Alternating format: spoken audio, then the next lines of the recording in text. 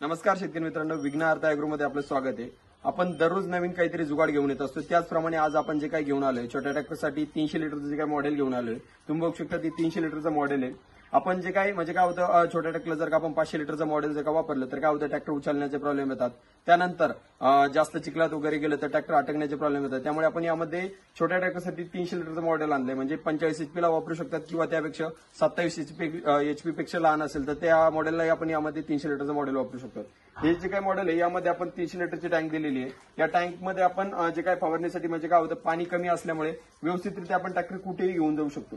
त्यामध्ये आपण जे काही टँक दिलेली आहे त्या टँकला आपण ट्यूब लेवल दिलेली आहे, म्हणजे काय होतं, पाणी किती टाकलं काय टाकलं यामध्ये या गोष्टी चेक करण्यासाठी आपण यामध्ये ट्यूब लेवल दिलेली आहे, म्हणजे 100, 150, 200, 250 आणि 300, म्हणजे यामध्ये आपल्याला पाण्याची लेवल कळते। तर सध्या याच्यामध्ये 40 ते 50 लिटर पाणी आहे, यामध्ये आपल्याला पाण्याची लेवल पूर्णपणे यामध्ये समजते। त्यानंतर टँकला जे काय तर नट बोल्ट सिस्टीम दिलेली, म्हणजे या नट बोल्ट मधून तुम्ही टँक बाहेर काढू शकतात किंवा यामध्ये फिल्टर करू शकतात। म्हणजे काय होतं, शेतकऱ्याला भविष्यात टँक बदलण्यासाठी जास्त प्रॉब्लेम येत नाही। त्यानंतर आपण जे काय टँक आहे या टँकला आपण खाली एक वाल दिलेला आहे, म्हणजे तुम्ही बघू शकतात जे काय आपण तणनाशक वर मारलं किंवा जर का यामध्ये आपण दुसरे औषध मारले आपल्याला टँक धुवायची असेल तर यामध्ये आपण कॉकच्या सहाय्याने ते पाणी पूर्णपणे यामधलं जे काय ते रिलीज करू शकतो। त्यानंतर जो काही दुसरा एक पाईप खालून आणलाय आपण, तो एक फिल्टरला दिलेला आहे। या फिल्टरद्वारे काय होतं, आपण जे काही टाकीमध्ये कचरा वगैरे किंवा जे विद्राव्य खतं टाकले हे जे काही येऊन आपला गन वगैरे चॉकअप होऊ नये म्हणून यासाठी आपण फिल्टर दिलेले।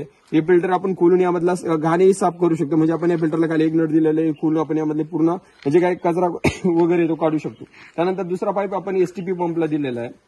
हा जे काही एसटीपी पंप दिलेला आहे आपण, हा जो काही नटराज AS 560 CI नावाचा जो काय आपण जो एसटीपी पंप वापरतो, नटराज कंपनी एकदम ब्रँडेड कंपनी आहे, त्या कंपनीचा आपण हा पिस्टन वापरतो। या पिस्टनची जी काही कॅपॅसिटी आहे 30 ते 60 लिटर पर्यंत आहे, म्हणजे 60चा आपण याला पिस्टन म्हणतो। हा जो काय पिस्टन आहे याचा प्रेशर एकदम व्यवस्थित आहे। त्यानंतर आपण याला 25 ते 30 बार वरती आपण रेग्युलरली चालू शकतो। जास्तीत जास्त प्रेशर फुल वाढवला तरी 40 बारच्या वरती आपण याला नेण्याची आपल्याला गरज पडत नाही, कारण 60 लिटर प्रति मिनिटासाठी पाणी चालतं आणि प्रेशरही व्यवस्थित असल्यामुळे हा आपण जे काही एसटीपी पंप आहे तो वापरतो। किंवा शेतकऱ्याची रिक्वायरमेंट वेगळी असेल तर आपण यामध्ये दुसराही पिस्टन वापरू शकतो। आपण जेव्हा मशीन देतो त्यावेळेस आपण यामध्ये सांगतो 20 ते 25 बारपर्यंतच प्रेशर चालवायचं, कारण तोच प्रेशर अति प्रमाणात होतं। ज्यावेळेस आपण 1000 फुटाचं कनेक्शन वापरतो त्यावेळेस आपण हा 30 बारच्या वरती प्रेशर एक्सीड करू शकतो, म्हणजे काय होतं, प्रेशर जास्त प्रमाणात आपल्याला मिळणार आहे।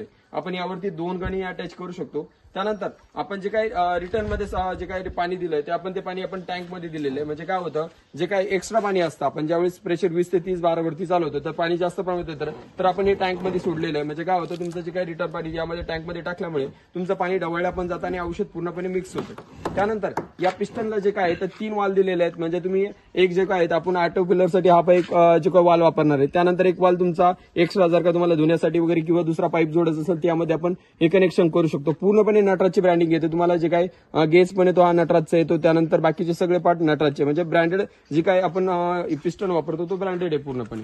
त्यानंतर यामध्ये आपण बेल सिस्टीम दिलेली आहे। पीटीओ शॉफ्ट आपण देतो, पीटीओ शॉफ्ट पण हेवी आहे ज्याला आपण ग्रीसिंग वगैरे करू शकतो।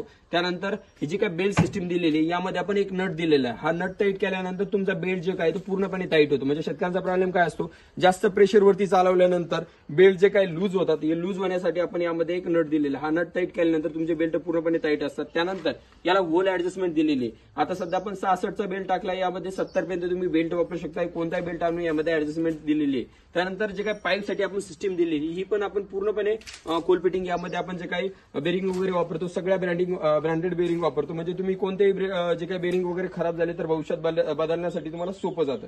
त्यानंतर हा जो पीटीओ शॉफ्ट आपण आपल्या ट्रॅक्टरचा पीटीओ शॉफ्ट इथं स्टँड दिले, म्हणजे तुम्ही माउंट करू ठेवू शकतात, म्हणजे पडण्याचे वगैरे चान्सेस कमी असतात।